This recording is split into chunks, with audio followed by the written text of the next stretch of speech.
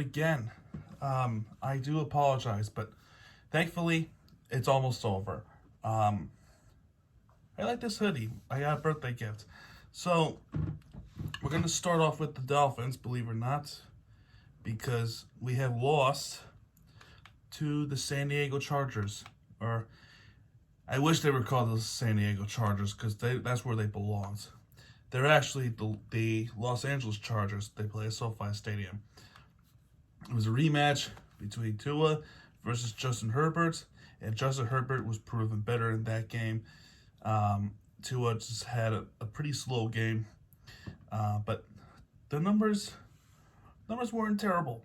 They were not terrible at all. Just Justin's were a little bit better. But then again, they got a tough game to Buffalo this coming Saturday, as it is going to be a tough game for the Dolphins. Scoring starts in the second quarter because nobody scored in the first quarter whatsoever. With Cameron Dicker with a 33-yard field goal, and Mike Williams after that was a 10-yard pass with Justin Herbert to make it 10-0 Los Angeles. Then something happened after that touchdown. So, I believe it was Mostert, right? He was carrying the ball, and he fumbled the football, and Dolphins were going to recover it, but then it was still a live ball, and Tyreek Hill actually picked up the fumble. He actually picked up the fumble, Tyreek Hill, and ran around the offensive lineman through the end zone. He was the first player in Super Bowl era to score a receiving touchdown, a rushing touchdown, a fumble recovery, a special teams touchdown, and a punt return. That is crazy. One of the only players to do that in history. That's amazing. Austin Eckler with the 1-yard run to get up the score. And guess who scored next for the Dolphins? Tyreek Hill. 60-yard pass from Tua. And after that was a field goal. They were trying really hard, but the field goals were all it took for them. Cameron Dicker with 2 more field goals to make it 23-14. Jason Sanders with the 55-yarder. And we nearly recovered the onside kick to have a chance, but the Charger player was there first. So in the end, the Chargers win this one 23-17. It is actually not costly right now because we are still in 6th place in the AFC. We still have a shot at making the playoffs. There's something that we need to take initiative. One, we have to win. That's plain and simple in order for us to have a chance. But even if we don't win, we have to root against the New England Patriots, in which they've won Monday night against the Arizona Cardinals. By the way, prayers to Kyler Murray, who has suffered an ACL tear.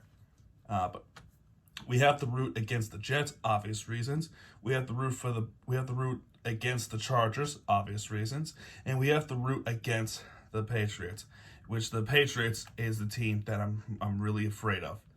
I think we all know the reason why. So I don't know if it's gonna happen, but we have to take those into account, and we cannot rely on other teams to do them for us. We gotta hold our part too. But it's simple. All right, so next up is last week. We played against the Winnipeg Jets. This is the Florida Panthers now. We're playing against the Winnipeg Jets, and we lost this game 5-2. 5-2 with Mark Schifferly with the power play call, Carver Hagee with the power play call, Kyle Connor again, Mark Schifferly. I'm sorry if I get it wrong. So 2 players scored twice for Winnipeg. Next is Zach Dell. Congrats on your first goal of your career. And Adam Lowry to an empty netter. This was Paul Maurice's return to Winnipeg. And I think if there's one thing that we learned about this year, is that Paul Maurice has ruined the Florida Panthers. And we could talk about this right now. since coming in, we had an inconsistent winning streaks. And let me explain why. When we played against good teams, we actually do well. But when we play against a pretty mediocre / bad teams, then we do terrible. There's no consistency. The Islanders are a good team. Boston is a good team. Seattle's a good team. We beat them on the road, and we'll talk about that in a little bit. Detroit, which we're going to talk about, we actually won, and they were better than us, 5-1 at home, with Chris Tierney, first goal of his career. Congrats. Luosterainen, 2-0. Mahura, 3-0. And for Detroit, Jonathan Bergeron, power play goal. 1-3. Matt Kierstead, congratulations, first goal of his career. And Matthew Tkachuk, 5-1, on a nice goal to fake out the defender and then chips one in. So 5-1 Florida against Detroit. Then we go to Tampa to try to carry this momentum, and we just could not do so. If there's one thing we learned about playing against Tampa Bay Lightning, it is impossible. Pat Maroon scores his first goal of his season. Zach Doubt to score his second, ties the game up, and then in the third period, it's been all Tampa. I mean, what a surprise, right? Braden Point, Mikhail Sergachev, and Steven Stamkos were the responsible ones who scored on us. Then we go back to Sunrise, where we play against Seattle Kraken, and we just could not do so. Matt Beniers to score his. I believe he's the rookie to score for Seattle.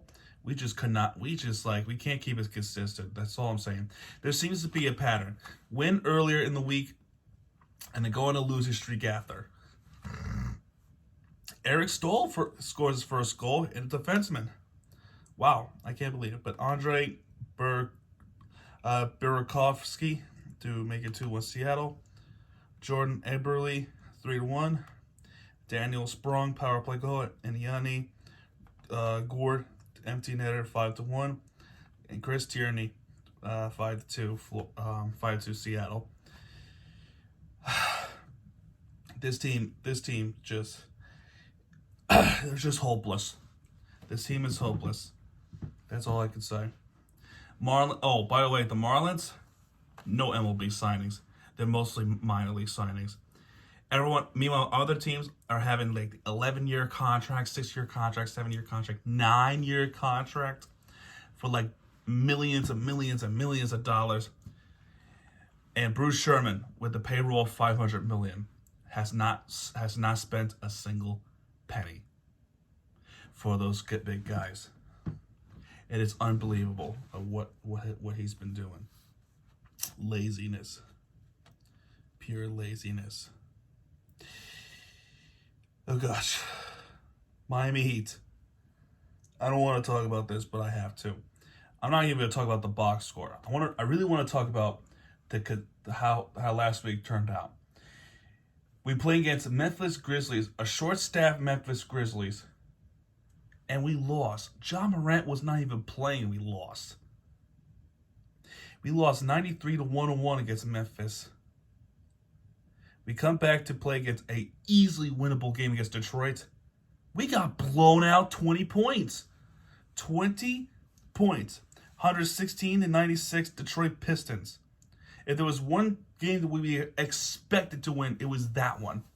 And the Clippers game, we were supposed to lose that one. But we beat the Clippers, who are arguably a much better team than us. And we beat them.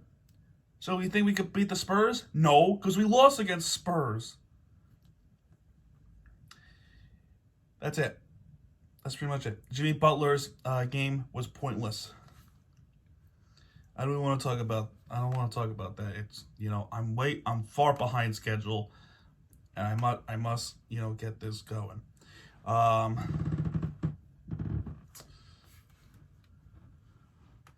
women's basketball for Hurricanes.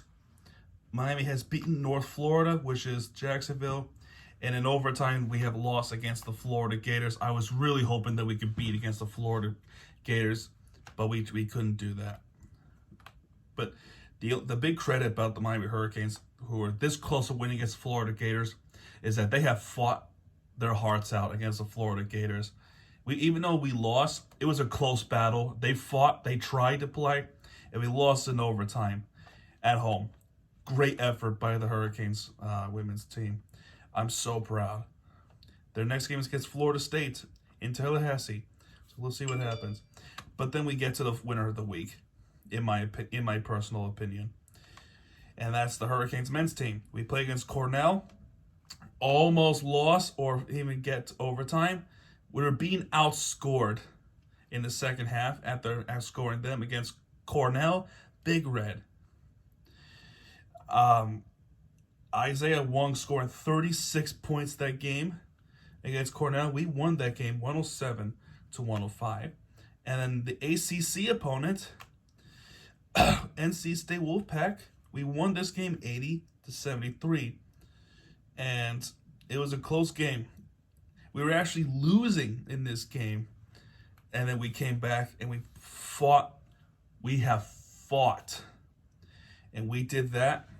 And we beat them.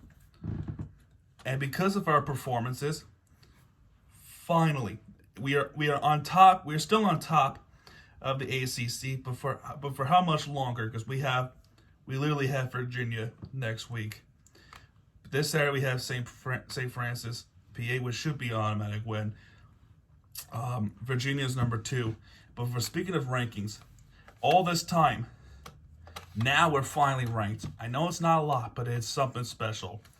Now we are ranked 25 in the nation, the Hurricanes basketball team. Amazing work, guys. That's why you are the winner of the week. And that's going to conclude this short episode recap. I'm so sorry that I have been less enthusiastic about the Ryan Sports recap for the week. Again, a week or two ago, I talked about, keeping up all the information. And lately, I have been focusing on my other channel, which is doing great. So that's why I kind of lost my touch with my sports recap of the week. So coming next week, episode 50. That's it, folks. That is it. Episode 50 will be the last one, and I might even do a Christmas special recap of the week. It's either that or it's done. But I'll most likely do a Christmas special because I think you all deserve it. Season 2 concludes this weekend of Miami Vlogs. And pretty soon, Season 3 will start, hopefully. Okay, so I was editing the video, and I completely realized I completely screwed up the outro. So I'm redoing the outro for a little bit. So now I'm going to try again. Thank you guys so much for watching this video. If you have enjoyed this video, please hit that like button and subscribe for more content because Miami TVG has your back. And when he does, he'll be right there with you for the entertainment you deserve. This is Miami TVG signing out, folks. Good night, everybody.